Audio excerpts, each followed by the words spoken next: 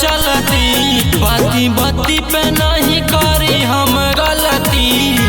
सुन रे ऐसन का तोरा मजनुआ से ज्यादा चलती बाती बाती पे नहीं करी हम गलती। तोरा बुझात न पका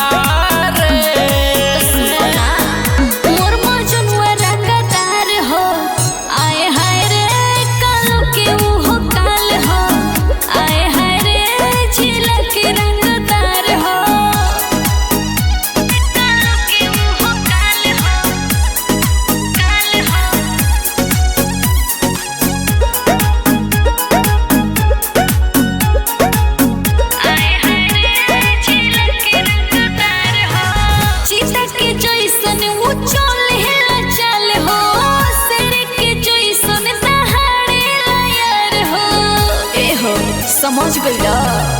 अच्छा हमरो में काम नइखे सुना गोरी पावर जैसे खाड़ होके जियो।